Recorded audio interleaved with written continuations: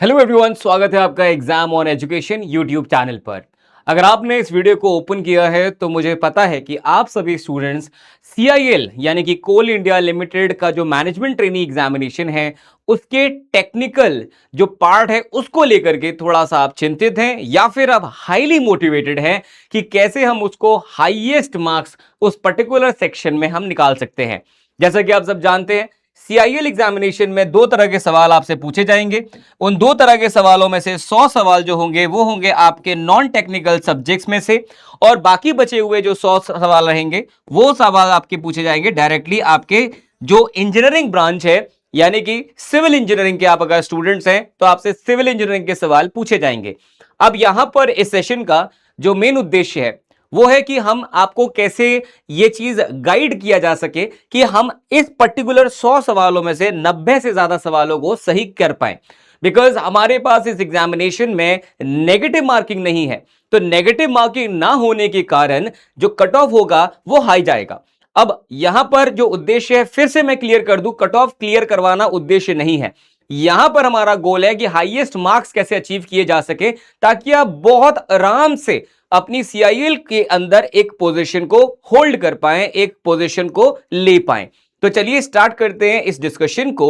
और सबसे पहले हमें, क्योंकि मैं मान के चल रहा हूं कि आपने फॉर्म भर दिया है और अब आप अपनी तैयारी को शुरू करना चाहते हो, तो आपकी जो तैयारी है उसमें जो पहला स्टेप होगा वो होगा कि आपको ये प्रायोरिटाइज करना पड़ेगा कि पहले आप कौन से सब्जेक्ट्स को पढ़ना स्टार्ट करें, यानी कि हमारे सब्जेक्ट की प्रायोरिटी क्या होनी चाहिए। देखो, अगर आप सिविल इंजीनियरिंग के स्टूडेंट्स हैं तो आपका जो पहली प्रायोरिटी होनी चाहिए बेस्ड ऑन जो इनका पिछला रिकॉर्ड रहा है, कोल इंडिया लिमिटेड ने जो पिछले एग्जाम्स खुद से करवाए थे उनका जो रिकॉर्ड रहा है उनके आधार पे मैं आपको बता सकता हूं कि जो हाईएस्ट प्रायोरिटी सब्जेक्ट है, एक तो आपको बेटा जो एनवायरमेंटल इंजीनियरिंग है उसको बहुत अच्छे से पढ़ करके जाना है। काफी सवाल है जो एनवायरमेंटल इंजीनियरिंग सब्जेक्ट से यहां से पूछे जाते हैं, राइट। दूसरा आपका जो सब्जेक्ट रहता है that is transportation engineering. Transportation engineering में आपके पास चाहे वो हाईवे इंजीनियरिंग हो, चाहे वो रेलवे इंजीनियरिंग हो, चाहे वो एयरपोर्ट हो, हर जगह से आपसे सवाल भर भर के पूछे जाते हैं। तीसरा जो सबसे इंपॉर्टेंट यहां पर सब्जेक्ट है आपके लिए that is your Jio technical engineering, including मैं इसमें कर रहा हूं आपका फाउंडेशन भी। बेटा जियोटेक जो आपका सब्जेक्ट है वो एक ऐसा सब्जेक्ट है जो भर भर के सवाल अगेन यहां से भी आपके CIL में पूछे गए हैं। तो हमें ये 3 सब्जेक्ट ऐसे हो गए, और इन 3 के अलावा 2 सब्जेक्ट और हैं। एक आपको RCC को लेकर के चलना है, और आप इसी के साथ साथ 5वां सब्जेक्ट आपका जो स्टील है, ये आपके जो सब्जेक्ट है इनको आपको सबसे पहले इन 5 सब्जेक्ट्स को कवर करना है आपके आने वाले 15 से 20 दिन के अंदर। कैसे पॉसिबल है सर 15 से 20 दिन में इतने सब्जेक्ट्स को कवर कर लेना, और फिर इसके बाद बाकी बचे हुए सब्जेक्ट्स को भी कवर करना है जो काफी बड़े सब्जेक्ट्स हैं, जैसे कि अभी मैंने फ्लूइड मैकेनिक्स का नाम नहीं लिया, अभी मैंने इसमें और जो सब्जेक्ट्स हैं उनका भी नाम नहीं लिया। तो देखिए यहां पर एक चीज आपको समझनी है, हम लोगों को CIL के अंदर किस तरह से तैयारी करनी है। अब जब मैं खुद पढ़ाने जाता हूं इन सब्जेक्ट्स को तो आपको मैं ये जानकारी देना चाहूंगा कि जब मैं कभी एनवायरमेंटल इंजीनियरिंग पढ़ाने जाता हूं, चाहे मैं ऑफलाइन की बात करूं चाहे ऑनलाइन क्लासेस की बात करूं, यहां पर मेरे को 85 से 90 आवर्स मिनिमम लगते ही लगते हैं, डिपेंडिंग ऑन कि भाई स्टूडेंट्स किस प्रकार के हैं क्लास में, उसके ऊपर थोड़ा सा ये 5 घंटे का बफर रहता है कि भाई इतने घंटे में मैं इस सब्जेक्ट को पढ़ाता हूं। वही अगर मैं बात करूं ट्रांसपोर्टेशन इंजीनियरिंग की, तो इसमें मैं सारी चीजें अगर जोड़ लूं तो 55 से 60 घंटे के अंदर ये वाला सब्जेक्ट भी हम कवर कर लेते हैं। अब सवाल ये है कि अगर मुझे इतने घंटे लगते हैं पढ़ाने में तो आप इतने कम दिनों में इतने सब्जेक्ट्स को कैसे पढ़ेंगे। फर्क ये है कि जब मैं पढ़ाने जा रहा हूं तब मैं पढ़ाने जा रहा हूं स्टूडेंट्स को या तो पूरे के पूरे AE के सिलेबस के लिए, JEE के सिलेबस के लिए, गेट के सिलेबस के लिए, या इंजीनियरिंग सर्विसेज एग्जामिनेशन के सिलेबस के लिए। हमें यहां पर CIL के लिए तैयारी करनी है, ना कि गेट या इंजीनियरिंग सर्विसेज की इस वक्त। तो यहां पर बहुत जरूरी है यह समझना कि एक सब्जेक्ट को प्रिपेयर किया कैसे जाए अगर आपको हाईएस्ट नंबर स्कोर करने हैं। तो यहां पर कुछ चीजें हैं, क्या करना है से ज्यादा अभी ये इंपॉर्टेंट है कि हमें क्या चीज नहीं करनी है, कौन सी चीजें हैं जिनको अवॉइड करना है।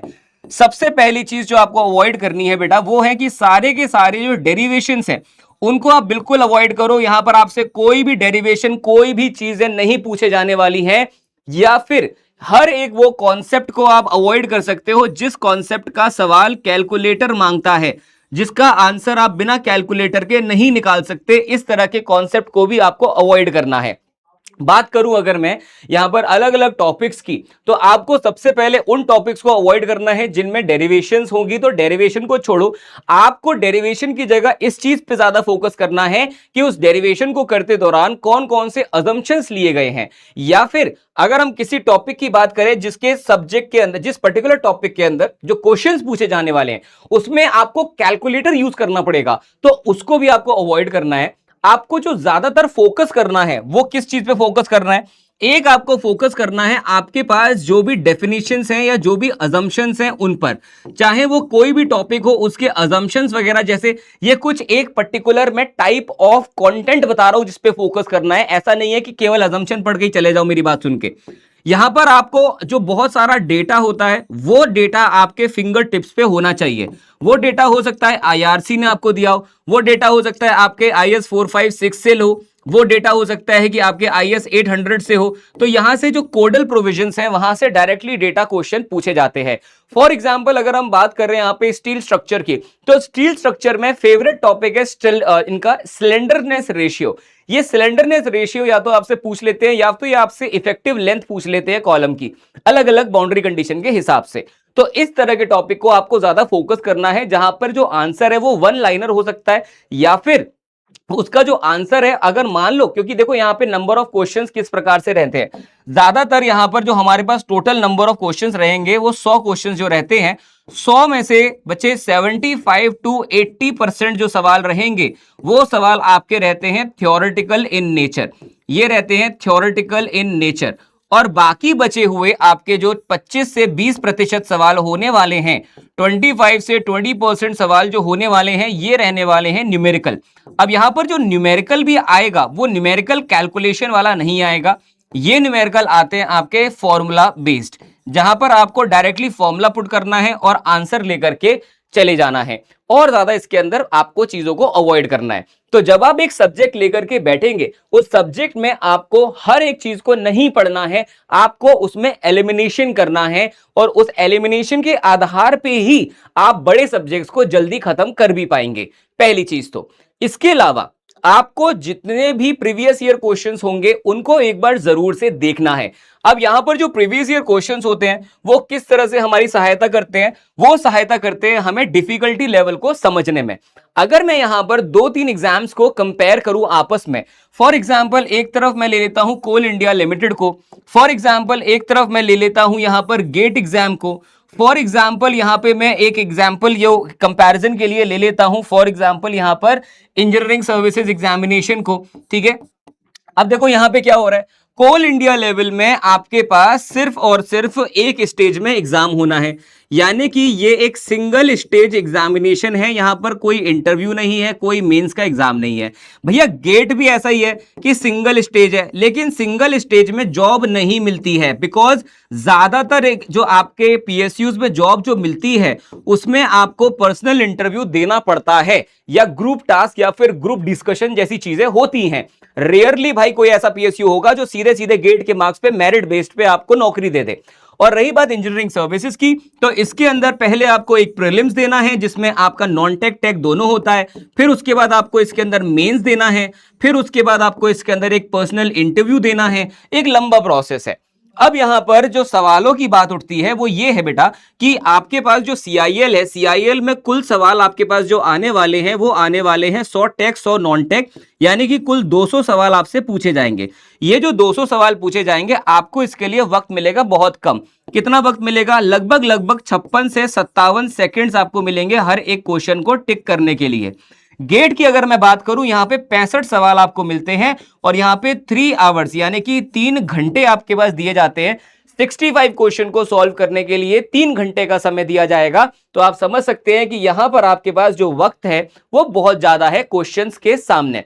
और यहां इंजीनियरिंग सर्विसेज में अगर मैं बात करूं, पहला पेपर जो रहेगा 2 आवर्स का और दूसरा पेपर जो रहेगा आपका 3 आवर्स का। यहां पर जो यहां पे एक अंतर रहता है, मैं इंजीनियरिंग सर्विसेज की अगर डिस्कशन करूं तो ये तो वैसे ही बाहर हो गया पिक्चर से। क्यों भाई? इसकी तो स्टेजेस ही इतनी है तो ये डिफिकल्टी लेवल अपना कहीं और बढ़ा देंगे। प्री में अगर डिफिकल्टी लेवल इनका हल्का भी रह गया तो ये मेंस में बढ़ा देंगे, राइट। पहला पेपर हो गया 200 नंबर का, दूसरा पेपर हो गया 300 नंबर का। अब लेकिन यहां पर single stage to single stage cover करें, अगर हम कंपेयर करें तो आप देख सकते हैं यहां पे भाई साहब 65 सवालों को करने के लिए आपके पास दुनिया जहान का वक्त है, लेकिन यहां पर मात्र आपको 56 से 57 सेकंड्स ही मिलते हैं एक आंसर को टिक करने के लिए, अगर मैं एवरेज लेता हूं। तो ऑब्वियस सी बात है कि जो डिफिकल्टी लेवल है यहां पर वो आपका इजी टू मॉडरेट आना चाहिए। लेकिन इजी टू मॉडरेट मैं किस टर्म्स में बोल रहा हूं? मैं यहां पे आपको इजी टू मॉडरेट बोल रहा हूं कंसेप्चुअल बेस पे। अब वो जो कॉन्सेप्ट है वो हो सकता है काफी डीप आपसे पूछ लिया जाए, भले ही उसको टिक करने में टाइम कम लगे, पर वो कॉन्सेप्ट आपने पढ़ाए कि नहीं पढ़ाए, गेम वहां पे सारा का सारा चेंज हो जाएगा। इजी टू मॉडरेट का मतलब ये नहीं होता है कि भाई सिर्फ आपसे वो चीजें पूछी जाएंगी जो बड़ी आसान है, सबको ही पता है, जी नहीं। यहां पर इसका ये मतलब है 56 से 57 सेकंड का, क्योंकि एक पीएसक्यू का एग्जामिनेशन है। आपसे ऐसे कॉन्सेप्ट पूछे जा सकते हैं कि जिसका आंसर देना सेकंड्स में ही है, पर वो कॉन्सेप्ट आपको पता होना चाहिए। वो कॉन्सेप्ट बिल्ड होगा आपका तब जब आप इस एग्जाम के नेचर को समझोगे। वो नेचर समझने के लिए आपको तगड़े लेवल पे जो प्रीवियस ईयर क्वेश्चंस है वो लगाने पड़ेंगे, एक तरह से देखने के लिए कि इस एग्जाम की डिमांड क्या है आपसे। एक बार ये खत्म हो जाती है चीज, उसके बाद आपके पास आती है अनदर चीज कि सर इसके बाद हम लोगों को नए सवालों को सॉल्व करना है, यानी कि प्रैक्टिस करनी है नए सवालों के। और ये नए सवाल जो होंगे ये होने चाहिए रेलेवेंट किससे? आपके प्रीवियस ईयर क्वेश्चन से। अब ये मैं आपके ऊपर छोड़ता हूं, आप जहां से चाहो वहां से प्रैक्टिस करो। मैं नहीं कहता कि मेरे से ही कर लो, तुमको जहां से करना है वहां से करो। लेकिन अगर तुमने अब इससे पहले प्रीवियस ईयर क्वेश्चन को सॉल्व कर लिया है तो अब आपको बहुत अच्छे से पता है कि आप जो भी लोगों से जिससे भी आप ये प्रैक्टिस कर रहे हो वो प्रीवियस ईयर क्वेश्चन के हिसाब से क्वेश्चन करवा भी रहा है या आपको बिल्कुल ही घटिया क्वेश्चन सॉल्व करवा रहा है, वो सब आपको पता चल जाएगा। तो ये आपके लिए काफी सेफ एंड सिक्योर स्ट्रैटेजी बन जाती है। ये सब होने के बाद हमारी बहुत ही रेगुलर ड्रिल कि यहां से आपको देना है एक मॉक टेस्ट। ये मॉक टेस्ट आपको जो देना शुरू करना पड़ेगा, ये आपको वेट नहीं करना है आखिरी दिनों का। जब आप ये 5 से 6 सब्जेक्ट कवर कर लेते हो जो मैंने शुरू में बताया है, ये 5 से 6 सब्जेक्ट कुल लगभग आपका 60 to 65% ऑफ टोटल क्वेश्चंस को कवर कर लेंगे, ठीक है। 60 to 65% क्वेश्चन इन्हीं 5 सब्जेक्ट से आता है। तो ये होते ही आपको मॉक टेस्ट देना शुरू करना है। अब मॉक टेस्ट जब आप दे रहे हो तो मॉक टेस्ट में ऐसा नहीं है कि आपने सिर्फ मॉक टेस्ट दिया और उसके बाद नंबर कम आए तो सैड हो गए, नंबर अच्छा है तो हैप्पी हो गए, लैपटॉप बंद किया मजे करने चले गए। ऐसा नहीं करेंगे। हम लोग सबसे पहले मॉक टेस्ट को अटेम्प्ट करेंगे और अटेम्प्ट करने के तुरंत बाद हम लोग उसमें चेक करेंगे, एनालिसिस करेंगे, डायग्नोस्टिक करेंगे उसका। एनालिसिस में हमको यह समझना है कि हमने जो चीज छोड़ी है या फिर हमने जो मिस्टेक करी है वो मिस्टेक्स जो हैं वो कौन सी मिस्टेक्स हैं। क्या वो कॉन्सेप्चुअल मिस्टेक है? क्या मुझे कॉन्सेप्ट नहीं आता था? क्या ऐसा है कि भाई यहां पर मेरे को कोई चीज आती थी पर मैं सिली मिस्टेक कर बैठ रहा हूं? क्या मैं जल्दबाजी कर रहा हूं? ये सारी चीजें आपको एनालाइज करके एक अपने नोटबुक में नोट करनी है कि कौन कौन सी चीजें जो आपने नई सीखी है, और फिर उसके बाद उनको सही करके आपको रीअटेम्प्ट करना है टेस्ट। बहुत इंपॉर्टेंट यह है कि आप जो टेस्ट लगाओ, जो मॉक टेस्ट लगाओ, वो एग्जैक्टली वैसा लगाओ जो सीआईएल में क्वेश्चन आने वाले हैं। बहुत सारी टेस्ट सीरीज अवेलेबल है मार्केट में जहां पे जेईएन लेवल के क्वेश्चन डाल करके उसको सीआईएल की जो टेस्ट सीरीज है उसका ठप्पा लगा करके बच्चों को दे दिया जा रहा है, बेच दिया जा रहा है। ऐसी चीजों से आपको बचना है और सीआईएल के स्तर के सवालों को ही सॉल्व करना है। और मैं कह रहा हूं एक लेवल ऊपर ही सॉल्व करो, नीचे सॉल्व करोगे तो चांसेस है कि एग्जाम नहीं निकले। एक लेवल ऊपर कर भी लोगे तो कोई नहीं, वो मेहनत कभी भी वेस्ट नहीं जाती, कहीं ना कहीं आपके काम में जरूर आ जाएगी। तो यहां पर आ गई एक चीज। अब देखो ये पूरी चीज को पैकेजिंग में करके, अब यहां तक अगर आपको समझ गए, आप सिर्फ ये सुनने आए थे कि कैसे पूरा सब्जेक्ट तैयार करूं या कैसे स्ट्रैटेजी रखूं या अप्रोच रखूं, तो ये इतना ही पार्ट है। अब यहां से मैं आपको बताता हूं कि मैं ये सेम चीज कैसे यूज करता हूं मेरे खुद का जो बैच है, carbon batch exam on education का, उसमें। तो एग्जाम ऑन एजुकेशन का जो कार्बन बैच है बेटा, इस कार्बन बैच के अंदर आप लोगों को मैं टेक्निकल की क्लासेस भी देता हूं और साथ ही साथ मैं आप लोगों को नॉन टेक्निकल की क्लास भी देता हूं। यानी कि एक ऐसा सीआईएल का batch only and only dedicated to CIL examination. इसमें और कोई एग्जामिनेशन नहीं पढ़ाया जाता है, सिर्फ सीआईएल के लिए ही पढ़ाया जाता है। ना तो ये किसी जेई का बैच है, ना तो ये किसी एई का बैच है, ना तो ये गेट का बैच है, ना तो ये ईएससी का बैच है। ये सिर्फ और सिर्फ सीआईएल एग्जामिनेशन का सेपरेट बैच है, इसमें अलग से क्लास लगती है। है।